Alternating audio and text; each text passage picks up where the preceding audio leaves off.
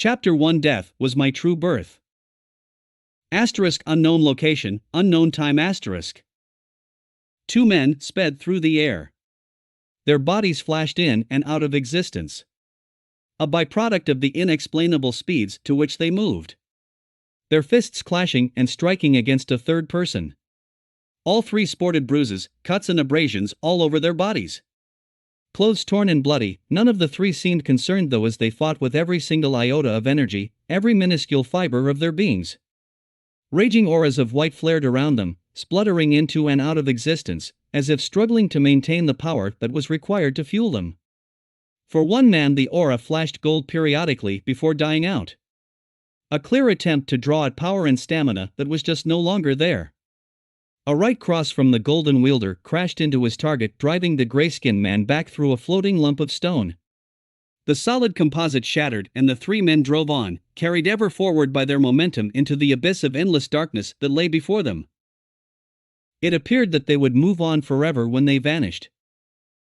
Reappearing in a set of step seats far above the shattered remains of what was once an arena floating in a vast void of nothingness. 23 individuals sat upon the steps in two groups. A lone figure remained on a fragment of the obliterated fighting stage. The figure hung by a single hand to a piece of floating material barely larger than a house brick, just enough to hold a single foot. With the last vestiges of strength and finesse the figure maneuvered and stood, perched on one foot. His alabaster skin shining in the light despite and in contrary to the many bloody and deep injuries that he had sustained. His tail hung at an odd angle, an indication of being broken. The grin that covered his face betrayed a series of emotions. Pride and elation at surviving. Something sinister barely concealed behind that. A voice spoke from above and all those present looked up toward a regal figure with light blue skin, immaculate features and pristine clothing standing on a small circular platform above all others. An air of pure authority exuded from the less than imposing male figure, as if he drew at a power far beyond the physical. You are the victor of the tournament of power. Speak now your wish. His words came out in a simple, soft voice that showed no emotion to the matter. The figure still standing spoke immediately.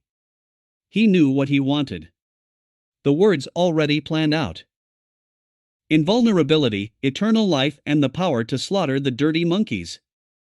He spoke clearly, loudly, and with malicious intent. The man above nodded slowly before turning to look behind himself at two seated figures, both identical and both dressed in attire of a regal manner, sat upon ornate thrones. They were small, blue-skinned, with childlike features. Their expressions had been previously jovial. Humanoid faces that could resonate with anyone when happy yet now appeared completely alien. The cheer they held gone, replaced only by an intense stare that spoke of a ruler making an undesirable choice. A hint of sadness could be seen in their eyes.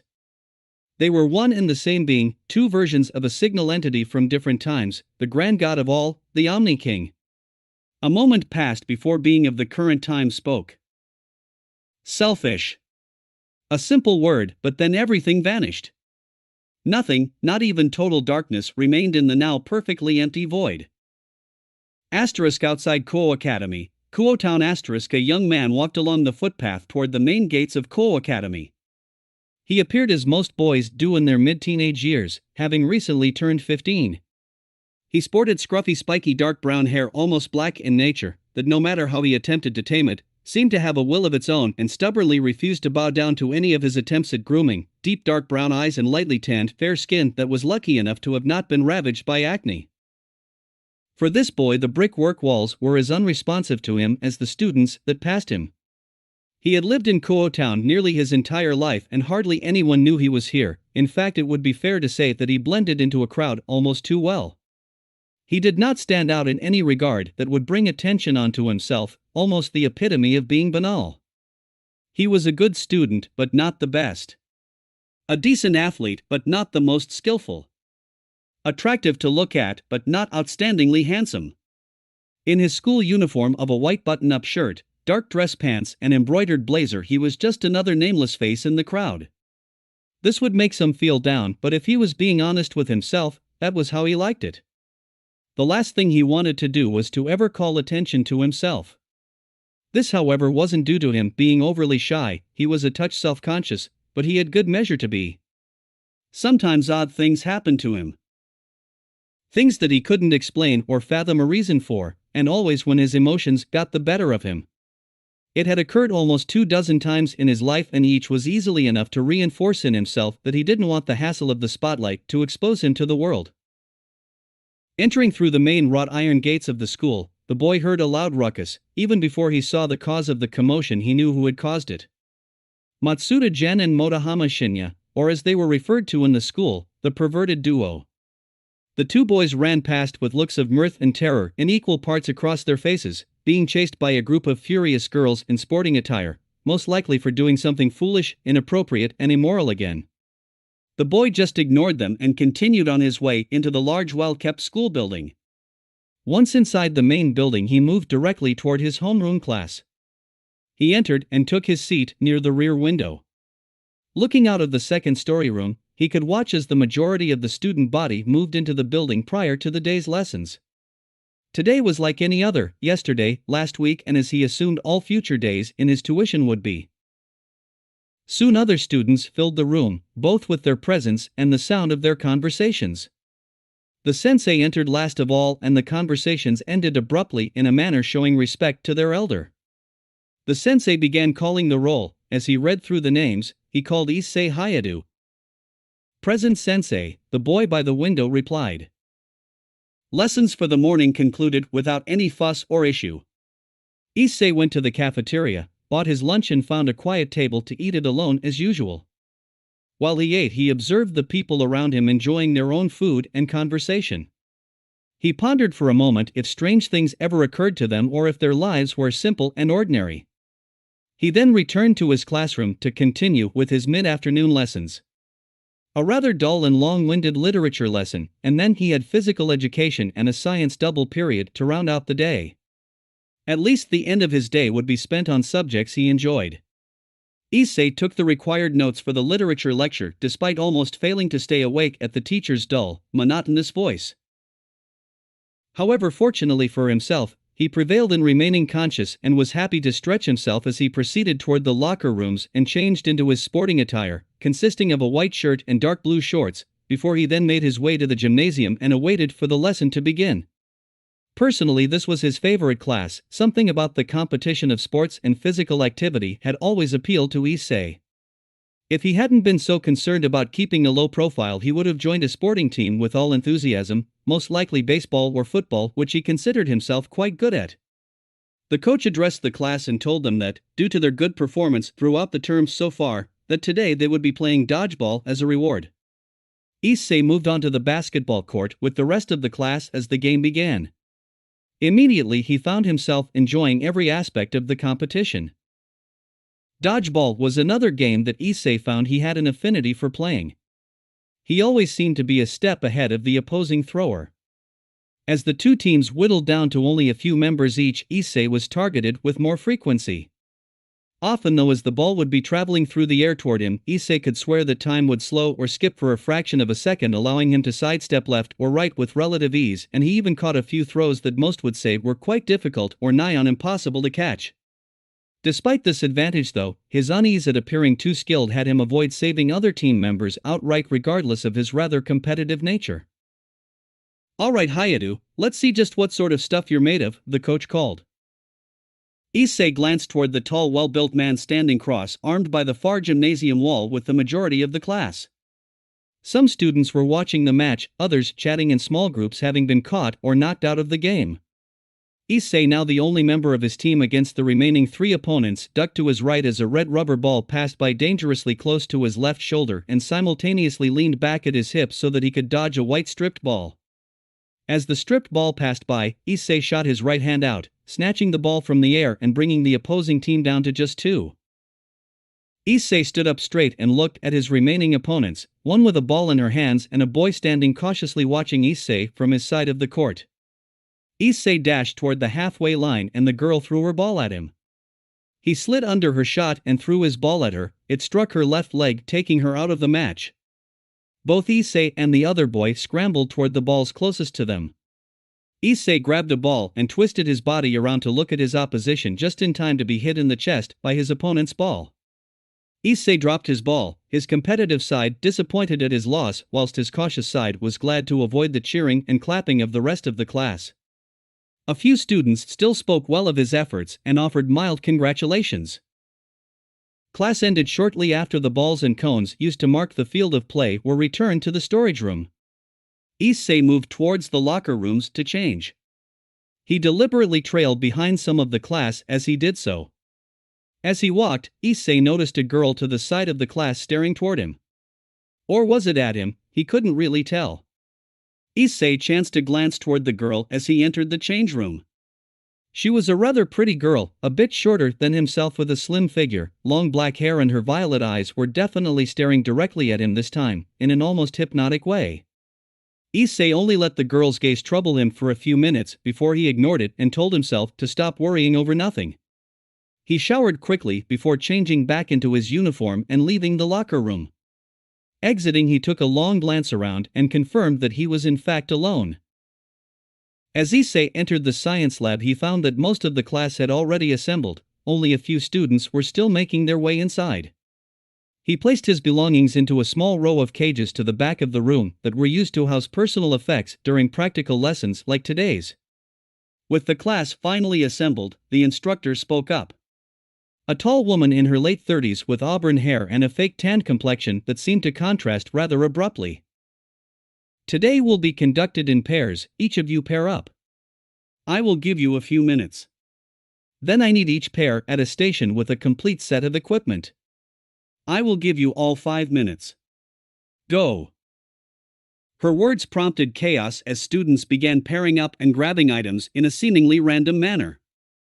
Issei moved to the equipment cabinet first and collected what he would need. As per each of these lessons, he would either be paired up with someone at the end who also hadn't found a partner or simply work alone.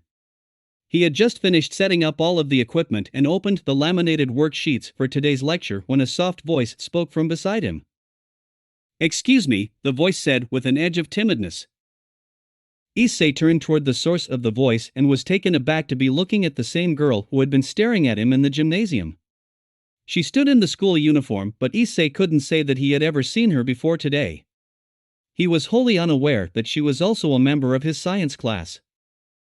Do you have a partner for today? The girl asked, still seeming rather timid. Her left leg fidgeting nervously as she peered at him with her eyes that took on a quality of very doe-like innocence. Oh, no. Would you like to join me? Issei said in as friendly a voice as he could. He wasn't an antisocial person and enjoyed the company of others.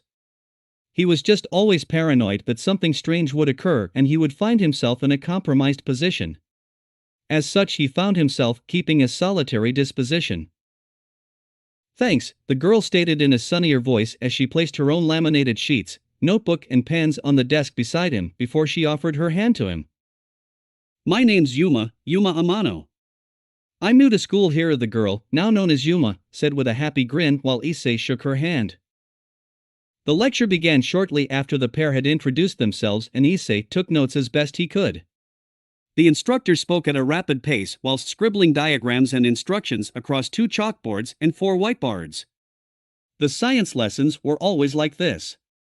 Many students theorized that the science teacher, whilst brilliant and equally eccentric, was often timing herself and trying to cram as much information as she could into each period of study.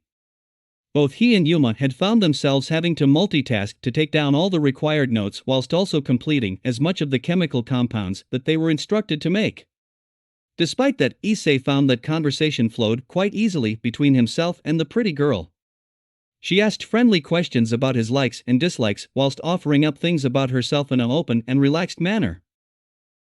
She began speaking about a band that she enjoyed when the vial that she was pouring a translucent fluid into began to release a rather noxious steam.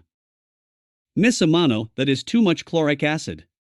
Let it calm down before you try that one again, the instructor called before Issei heard Yuma acknowledge and turn to him before she poured out the mixture into the workbench's small stainless steel sink. Aha, I seem to have botched that one, she offered with a cute grin to Issei. Issei smiled back with a chuckle to his own voice as he replied. Yeah, Well, I don't think it will matter. Class is almost over. Confirming his response with a look to the clock herself, Yuma cleaned out the vial as the instructor spoke out to the class. Well, that seems to be time for today, class. All of you are to review all the notes taken today and prepare to continue with practical components next week. Return all compounds to the cabinets, clean the vials, and have a good weekend. With her commitments to the class complete, the instructor began packing her own possessions and erasing her boards whilst the class returned the classroom to a reset state. Individual pairs began leaving to head home or enjoy their afternoons as they finished packing the school property away. Issei packed the last beaker away and stood up to move to the cages with his items when he noticed Yuma standing by their workbench with her bag and simply waiting for him. A small smile on her face as their eyes met. "This was fun, Issei," she stated in a soft and slightly nervous voice before continuing. "I'm not usually very good at science. Thanks for making it enjoyable." Issei couldn't help but find himself smiling at her as he replied, "Yeah, I had a good time too." He wasn't really sure where else to take the comment but was glad when she continued.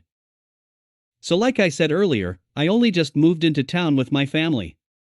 Would you like to maybe show me around, if it's not too much trouble?" Her voice wavered as she asked, and Issei could tell that she was becoming shy, the rosiness to her cheeks being a further indicator. "Sure," he replied before really thinking it through. Nothing weird had happened during their time together so far, and what could the harm be of showing her around town? "Did you want me to show you around everything from the train or?" he began, but Yuma cut him off with a slight giggle and her cheeks flushing further. "I think you misunderstand." A small giggle in her voice. "I'll be a little more direct. I meant, would you like to go on a date with me?" she both stated and asked whilst looking down before looking up and locking eyes with him. Her eyes taking on the appearance of innocence and vulnerability that was wholly entrancing. Issei found himself agreeing to the date before his mind could even comprehend just what she had said. "Awesome, then meet me at the fountain in the park at lunchtime tomorrow, okay?" Yuma responded with a large smile whilst Issei simply nodded as his brain played catch up with what had just occurred. The girl gave him one final smile before spinning on her heels and exiting the classroom rapidly. It was only once she had left that Issei felt as if he had regained full use of his mental faculties. Somehow he had found himself booked in for a date. How exactly that had occurred, his brain seemed quite unable to piece together. He thought for a moment and a soft smile crept up onto his face. Maybe this would be a good thing. After all, he did like girls. She was friendly, charming, and quite attractive. Any boy would be bonkers not to accept the date. Still, that gnawing tingled at the back of his mind, worried about something odd happening, but Issei decided to push it down. Smother it in the happy feeling that was flooding through him.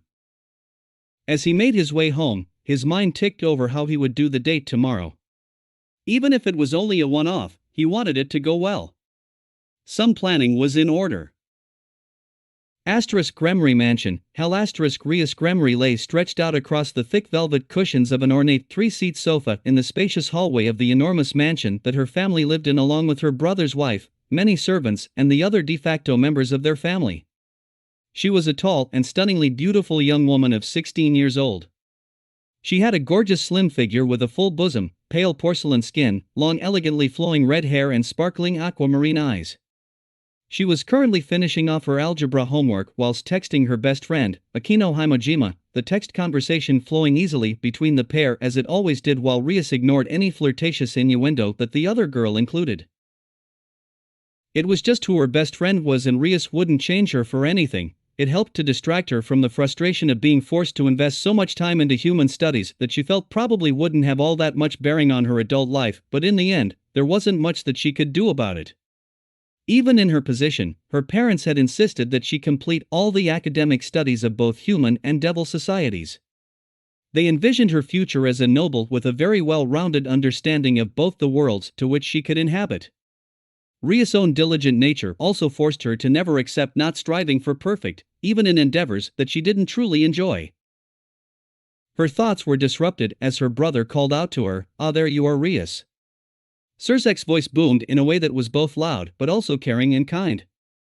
Rias looked up to see her brother approaching with his wife, Graphia Lucifuge, and best friend, Ajuka Beelzebub. Both Surzex and Ajuka formed part of the highest echelons of Devil Society, being two of the four ruling Satans. The remaining two rulers of Hell not present in this trio were Seraphal Leviathan, the older sister of a close friend to Rias, and the ever-lazy Falbium Asmodeus. Surzex stood tall, with a powerful build, and shared the same red hair and aquamarine eyes on his handsome face as the rest of the Gremory family. Graphia to the left side of him stood as tall as Rias, with a beautiful figure, pristine skin, long silver hair and eyes. To the right of Surzex, Ajuka stood just under his height with swept-back green hair and blue eyes. Rias smiled toward her brother's group. "You wanted to see me?" she asked with keen interest as she stood up out of respect. "Yes indeed," Surzex began, his tone almost overly refined and letting Rias know that this was an official visit, but with the soft edge that an older brother always reserves for his younger sister. "You see, Ajuka has made something rather unique and rare.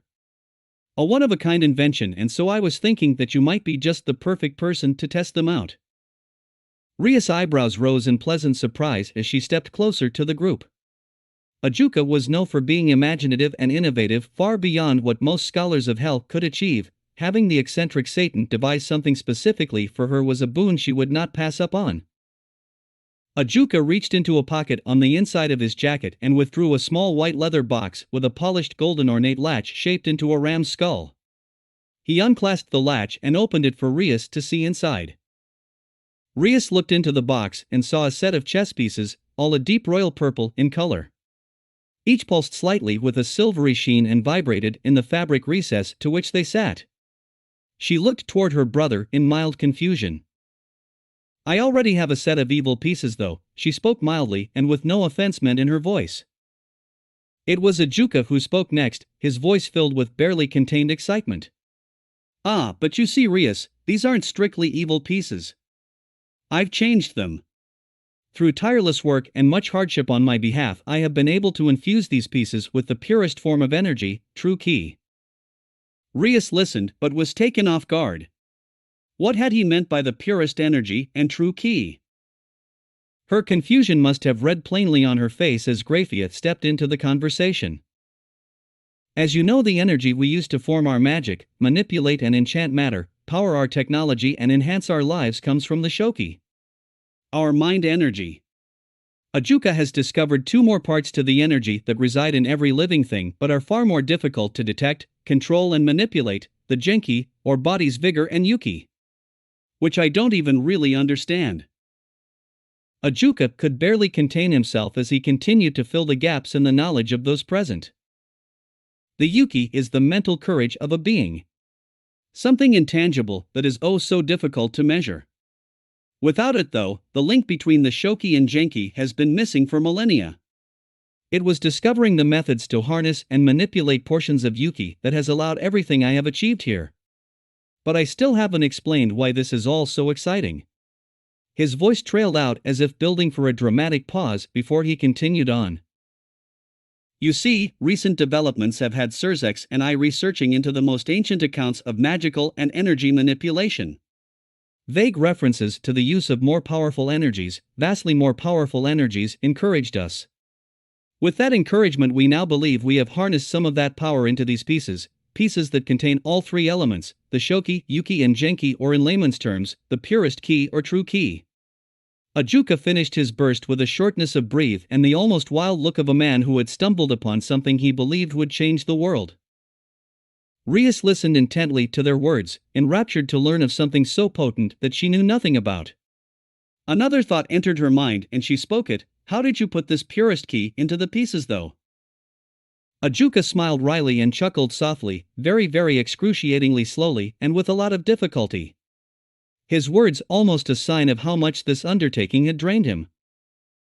"I have brought this to you for two reasons," Surzex spoke to Rias. "Firstly, we believe these pieces will only affect someone who is already able to utilize the three aspects of purest ki. To be used for a regular reincarnation we believe would be a failure or worse cause a mutated and dangerous rogue to be born. Fortunately enough, Ajuka has also built a small device." With this said, he tapped the side of the white box, causing a panel to open, revealing a round compass-like object before closing the panel again. That device allows us to scan small areas of about 2 or 3 city blocks for heightened signs of the 3 elements of ki. A person displaying growth in all 3, especially Yuki, would be the ideal candidate. As it would happen, I took the liberty of scanning Kuo, and such a spike was seen. Almost minimally from where I was, but a spike nonetheless. Rias listened and understood why her brother would wish to avoid the development of a potentially dangerous rogue. It seemed only prudent to utilize this development with care. She couldn't quite work out why he would want her to have it though. But why me? She asked politely. Surzek smirked. Simple, my second reason. I thought that perhaps the people you chose to utilize these pieces on would undoubtedly be strong and might help you out of your unfortunate predicament. I cannot directly intervene, however, perhaps with enough strength you could bend circumstances into your favor. So, what do you say? She thought for a moment and then nodded. Surzek indicated that she should take up the king piece, and as she did, Rias felt a rush of pure unbridled energy run through her body before the piece vanished and Ajuka closed the box to the rest of the set. He buckled the latch and handed it to Rias. I am excited to see how you go with these new pieces, Rias.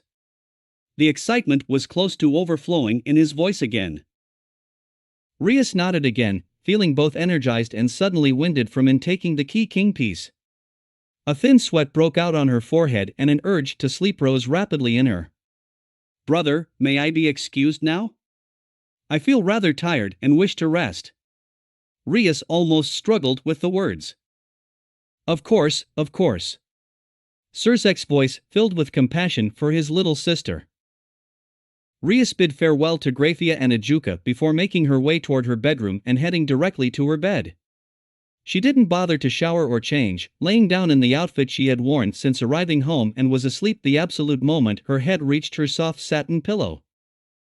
Central Park, Kuo Town. Today had been a wonderful day for Issei. He had arrived at the park a bit early as he didn't want to risk the chance of being late. He wore a pair of cream chino-style pants, dark tight-fit undershirt and a lavender-collared shirt over the top that he left open. On his way to the date, he stopped by a florist and purchased a small bouquet of yellow and orange tulips. He wasn't so much a fan of the act of giving flowers but felt that turning up with a small gift would help to alleviate his nerves, and it seemed to be, while cliché, an unwritten law, as the right thing to do. Yuma arrived shortly after Issei, wearing a beautiful pink dress with a white bow tied in her long hair. The dress sat perfectly on Yuma, displaying quite a bit of cleavage, and Issei had to quickly remind himself to look only at her face. Women like gentlemen, not perverts. Yuma was delighted by Issei's gift of flowers and the pair went quickly on their way. The two went from shop to shop, browsing through all the items that they had on display. They then played games in the local arcade and Issei managed to win a small blue plushy teddy bear which he gave to Yuma. As they waited in line at an ice cream parlor, Issei asked Yuma why she had asked him out. He was no doubt glad that she had, but was a bit curious. Well, like I said at school. I'm new, but that doesn't mean I can't get to know a cute guy while also learning the town. She said softly while looking down, and Issei found his cheeks burning rosily at her response. She seemed to flick between immensely shy and confidently assertive in an almost unpredictable fashion. A silence filled between them as they waited to receive their sweets. After eating their ice creams, the pair continued on their way and began meandering through the flower patches of the park hand in hand. Conversation flowed lightly between the two and Issei was getting more confident with talking to her with each passing minute. The park was situated roughly in the center of the town, and so Issei was able to point out landmarks and places of interest as they strolled along. He found her so entrancing that he almost failed to notice an ominous glimmer of light shine through the air as they walked deeper into the park. The air seemed to grow heavier, drier, and the soft breeze that had been present throughout the day ended abruptly. Something primal within him took notice of this and raised his suspicions, but instantly it was pushed aside by his consciousness, his full attention being returned to the beautiful young woman who accompanied him. The sun started to dip on the horizon as the dating duo found themselves back in front of the fountain, almost perfectly central to the park where they started the day from. Yuma stopped walking and Issei turned to face her. They were alone in the park and Issei couldn't help but notice that this seemed to be a rather romantic situation to find themselves in. Issei, do you feel comfortable with me? Yuma asked as she stepped in close to him. Yeah, I do, Issei half choked out. His mind racing. He was becoming a bit flustered by her proximity. Was he about to have his first kiss? The date had gone well and he wasn't going to say no if she wanted to cement it with a kiss. A smile crossed Yuma's lips as she looked down. Something tingled in Issei's mind. The smile wasn't right. Can you do something for me? Yuma asked with her face becoming more shadowed. Her hair falling forward over her face, completely obscuring her features from Issei's sight. Before he could respond, she continued. Well then, would you die for me? The words left Yuma's mouth and Issei's mind paused. Wait, had he heard that right? Sorry. What? Issei asked. His voice broken with clear confusion as he looked toward Yuma's lowered, hidden face. Would you die for me? Yuma spoke the words, her voice taking on the sharp tone of murderous intent. Time slowed briefly to a standstill for Issei and his instincts told him to move. Almost without any mental input, Issei's body tried to move to the left. A sharp searing pain entered Issei's right gut and he looked down, his eyes widening in shock. A long bright lilac spear of light had pierced his abdomen and now impaled entirely through his body, protruding from his lower back mere centimeters from his spinal cord. Issei staggered as his nerves fired off and registered the excruciating pain he was now feeling. Issei looked up and the shocks continued as the girl standing before him was very much different to the one who had stood before him in the previous moments. She had the same facial features as before, but now her beautiful face was twisted in a malevolent grimace with sadistic pleasure clearly written all over her face. Her dress was gone, replaced by bands of black cloth that barely covered any of her body and left very little to the imagination. It would have been alluring if she wasn't trying to kill him. But the part that stunned Issei the most was the large black feathery wings that bloomed from her back. Quick, aren't we, you disgusting little rodent?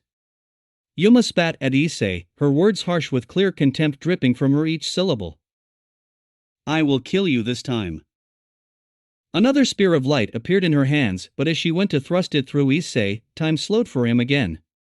However, it lasted far longer than he had ever experienced it before. Despite that, he couldn't move. Fear held him. He had never been in a fight in his entire life, let alone one for his very survival. The spear inched closer toward him when a loud, guttural voice spoke from nowhere and yet seemed to speak from everywhere. Move, you idiot. The words were harsh but not vindictive. The intrusive sound shook Issei from his frozen-like state and he dived to his right. Adrenaline allowing his body to move, although his pain receptors flared greatly at every movement his body made, no matter how small. The spear passed harmlessly over him and the voice spoke again. Fight back, you fool. The ancient blood of true warriors flows through you. Use it. The instructions made no sense to Issei, but he was still able to roll back onto his feet. It seemed for naught though as a weight crashed against him, driving him into the ground. Yuma had tackled him and was now above him. Her knees crushing his pelvis. A hand splayed and pushing down on his chest. Whilst another was holding a menacing dagger of the same light she had already impaled him with. Where exactly it had come from, like the spears, Issei had no idea. What he did know though was that for such a small girl, her strength was unbelievably immense and he could feel his breath shortening as his very lungs and chest were being crushed under the power of her hand. Yuma raised the dagger and plunged it down at Issei. He was going to die now. The last thing he would see was going to be her malicious face. His instincts screamed at him to fight back. To survive. To live. Issei thrust his arms up and caught her forearm, stopping her hand as it came down toward him. The blade of energy coming to a halt mere inches from his flesh. Issei started to feel a surge through his body. A power rushing and flooding in his veins. The power came with a violent heat that coursed into his every muscle fiber. A heat so intense that it felt powerful enough to melt steel and yet cool and inviting enough for him to touch. If he had the time to describe it, he would not have been able to. Regardless though, Issei was too preoccupied with fighting for his life to worry about the particulars of the strange new sensation. With a rough primal grunt, Issei began pushing back against the psychotic girl's arm. The knife slowly driven back and away from his flesh. He dropped his left hand from her arm and felt the heat pouring into his palm as he drove the hand instinctively into her abdomen, trying to force her off and put space between them. "Release your ki," the guttural voice commanded again, still from everywhere and yet nowhere. Issei pushed his left hand hard into Yuma, with the palm sliding up and fingers grasping onto her ribcage, while still focusing on keeping the blade at bay. As his assailant continued to focus on forcing it downward, pressure began to channel and building in his left hand. Without understanding how, Issei felt his body releasing the building and burning energy through his palm into the exposed flesh of the girl. A flash of bright light and the smell of burning flesh, melting leather and incinerated feathers filled the air. The weight on Issei vanished as Yuma stumbled backward off of him. A large vicious swath of burnt and sundered skin on the soft flesh abdomen and rib cage where his hand had been pushing. Thick blisters already forming on her once smooth and pristine skin. "You, Arg. You worthless bastard," she half spat and half screamed at him as he scampered and pulled himself up onto his feet. Yuma paused for a second as Issei extended his left hand toward her, pain evident on her face from the wound she had suffered. Issei's fingers were splayed toward her and curled slightly. Inside his palm a white and blue energy swirled and began to rage in his hand like a small ragged inferno no larger than a baseball. Yuma spread her wings and took to the sky. "It doesn't matter if I can't claim your power now, you will die soon anyway, and that will be one less potential thorn in our side." With those last words fired toward him, she soared away. In moments she had left his sight, and with the threat gone, so did Issei's adrenaline, and fatigue overwhelmed him. The swirling mass in his hands evaporated into nothingness, and Issei felt his body go from burning hot and energized to cold, clammy and exhausted as he collapsed backwards. The hard concrete ground causing him to grimace further as the pain from his penetrating wound became almost unbearable. The urge to vomit rising and bile filling his mouth. Trying to concentrate, to find a way to survive, Issei pressed both of his hands into the deep-wound stomach. He could feel the stickiness of the vast amount of blood that he had lost and was now covering his abdomen and lower body. He desperately tried to stop the bleeding with pressure. It was the only thing he could think of, yet his thoughts began to escape him as his vision tunneled in and dimmed. The edges turning gray and black as a mass of red hair filled his vision, and a pretty face with aquamarine eyes looked onto him before he slipped into a lack of consciousness. Central Park, Kuo Town, 10 minutes prior. Rias had awoken that day feeling invigorated after the exhaustion that overtook her from the intake of the purple key king piece. She had decided to dub them her key pieces. A simple name, but simple was often the best. She could feel the energy of it flowing through her body, and it had made her feel as though she could take on the world. She decided to use her newfound vitality to see if she could locate a suitable subject for the gift the two Satans had bestowed upon her. With a full new set of pieces, Rias was keen to find at least one or two potential new members for her now extended peerage. To that extent, Rias had spent the day exploring Kuo Town with the small scanner in her palm. It sat smoothly on her hand and displayed 3 bars. A red bar for Shoki, yellow for Genki and blue for Yuki. Below the bars was a map of her surroundings out to 3 city blocks with a blip for each person. Each blip showed a tiny ring of each color that blended almost together into one for each human, indicating no noticeable difference in power from one another. It was well into the afternoon when Rias noticed 2 blips moving around with different indicators. The first had a heightened Shoki much like her own.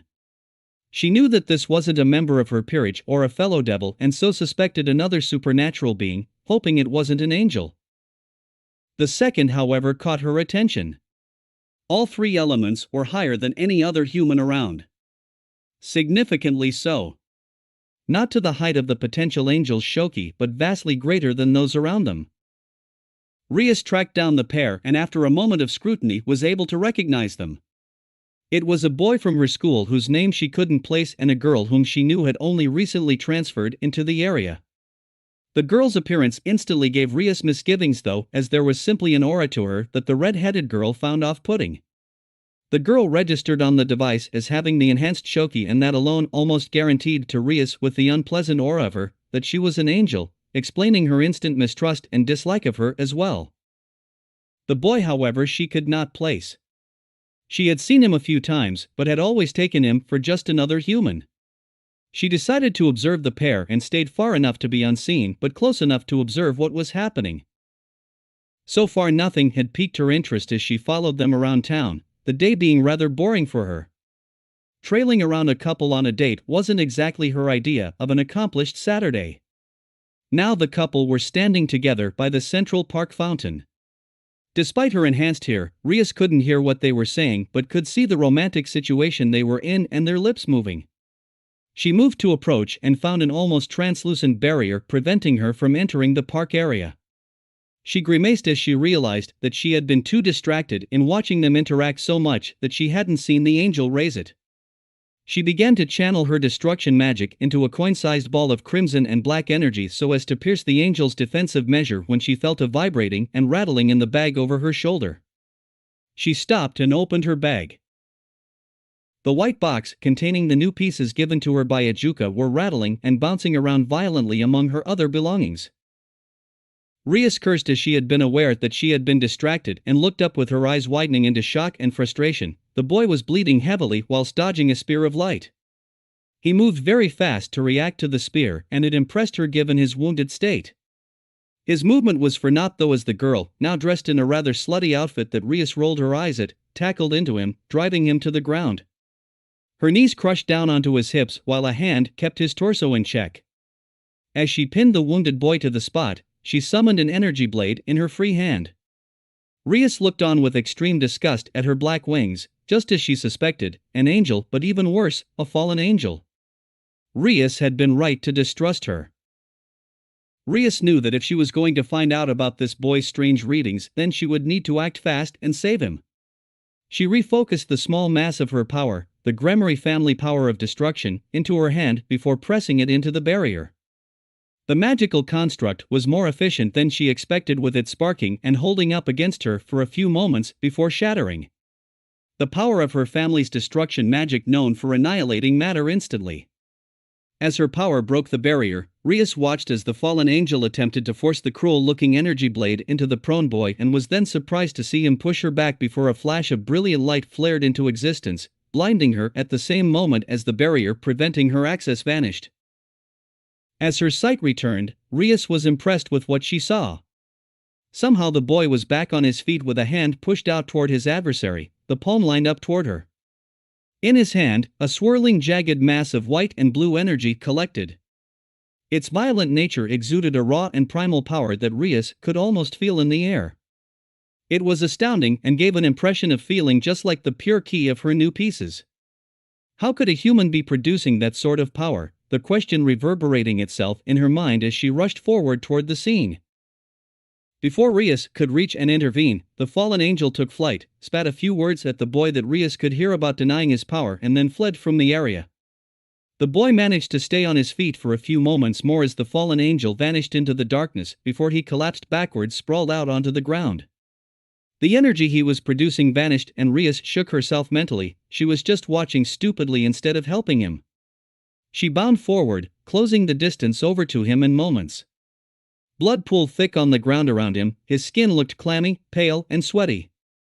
He was trying desperately to staunch his wound as his eyes, lacking focus, gazed at her briefly before they rolled back and he dropped out of consciousness. Rias knelt down beside him and pulled out her set of evil pieces by instinct. If she revived him quickly, then he would heal and wouldn't need to die. She then paused and put her regular pieces away before she withdrew the white box of the key pieces. The box vibrated in her hands and she could feel the pieces rattling. Did they already approve of her choice in him? She grasped the latch and undid it slowly with enough care to not cause the rattling contents to spill out. She allowed the cover to fall open. At once all the pieces rose from the box and pummeled into the prone body of the boy. As they did, Rias watched as his body floated up and an aura of incredible white energy flared up around him before it vanished and gravity took a hold once more, forcing his body back down onto the ground. All traces of having been impaled had vanished except for a small scar mere inches from his belly button. His breathing appeared stable but shallow, and Rias looked at him. All the pieces had gone into him. She had never seen someone take more than one type of piece before. Was it because of the strange power he had wielded? These were interesting thoughts, and Rias would have to find out later, but first she decided to return him to his home. She would speak with her brother and Ajuka about this afterwards. Muttering a soft apology that she knew he couldn't hear, Rias searched his pockets before finding his wallet and phone. His phone unlocked on a swipe but didn't contain any information as to who he was, his parents listed as mom and dad but nothing of an address. She searched quickly for any social media before moving onto his wallet and finding his student ID. Issei Hayadu. A quick search on her phone found a Hayadu family at 19 Hyoto Lane. With no other Hayadu families listed within 6 hours of town, Rias made the fair assumption that she had the correct address. Taking up his cold hand in her warm one, she channeled her magical energy. The symbol of House Gremory, which consisted of 3 red concentric rings with a rose inside it, appeared beneath the 2 of them, and they vanished without a trace from the park.